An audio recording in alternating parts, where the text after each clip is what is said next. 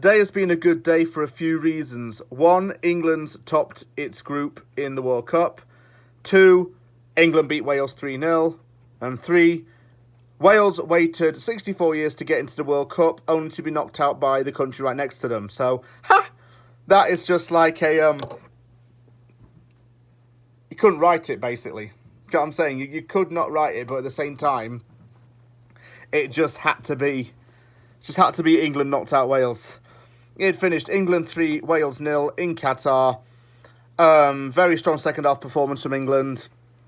I sensed that goals were going to come in the game eventually, and I think England just needed to grow into the game to kickstart things. Marcus Rashford scored a brace with Phil Foden getting the other. Southgate made some changes to the team that paid off, and at least he made changes as well. Other people were a bit sceptical with some of his player selection choices, but I, for one, didn't really mind what he was doing, with one minor criticism at the same time. The big change for this team was that Jordan Henderson's starting. Given that he didn't put in a very good performance in the game against the United States, a lot of people were critical of this.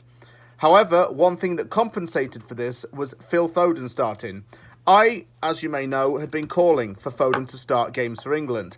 I think he's too big of a technical talent not to feature in a World Cup, yet alone at international level. I think that he's a very good player, and certainly one of the best young players in the world at the moment. In the first half, Marcus Rashford had such a good chance down the middle. I think it was Harry Kane that fed a really lovely through ball straight down the middle. Danny Ward saved it. Foden was playing as a winger for the most part, and he was making some runs towards the box, but he wasn't really being able to cross it. I wanted him to play in a little bit of more of a central role, as he does with Manchester City. Southgate had been critical of that, by the way, saying he wasn't going to play Foden in one place when he doesn't play it at club level. But hey-ho, you have to try things. Harry Maguire, yet again, had a lot of the football. That worried me, because shouldn't the forward players have more of the ball? Maguire had the ball, but at least he wasn't passing it back. He moved it forward a lot.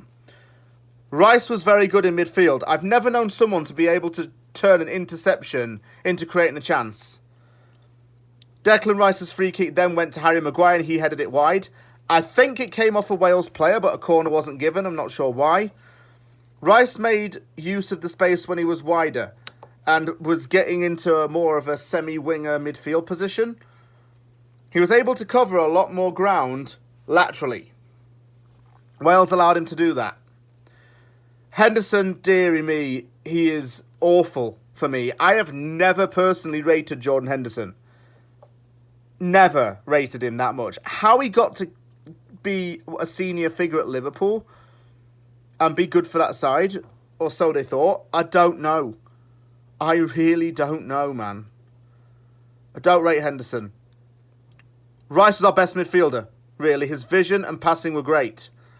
Wales had no real chances in that first half, and the one they did was just before half-time when Joe Allen, Brendan Rodgers' possible DNA-tested love child, if that makes any sense, because he's so obsessed with him, fired it over the bar. Joe Allen fired over the bar that ended the half. At the start of the second half, Jude Bellingham was able to float around the place, but positively. He had time to run with the ball a lot. Phil Foden won a free kick from outside the box, and there was a little debate who was going to take it. Eventually, Rashford was the player to take this. He fired it straight past Danny Ward. What a free kick. Ward on the replay, he had no chance. His glove wasn't getting anywhere near it. And Rashford dedicated his goal celebration to a friend who died from cancer recently, so that was a lovely little gesture. Just as England fans had finished celebrating the first goal, it was 2-0. Foden finally got the goal I wanted him to get. Harry Kane passed it across after a defensive error, and Foden fired it in from a tight angle. I'd been wanting Phil Foden to start games, and this is the reason why, because he will score goals and make a difference.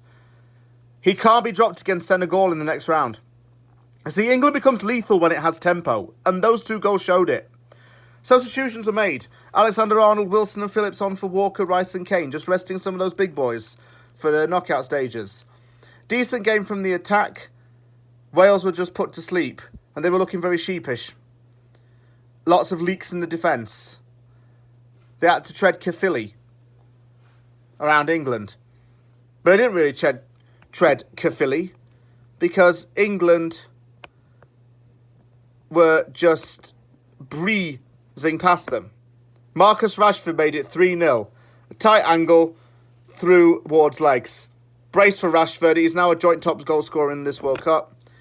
He had a great game, and then shortly after that, Jack Grealish came on. So we're resting up Rashford. That's okay. England threatened a lot more from wider positions and had more direct runs. Wilson tried to make something happen. Another late chance came for England, but it finished 3-0. Gutting for Wales to go out, but England had to advance, and it would have been embarrassing not to advance. Like I said, when England finally gets that tempo and momentum, it becomes a lethal team. It becomes a good team.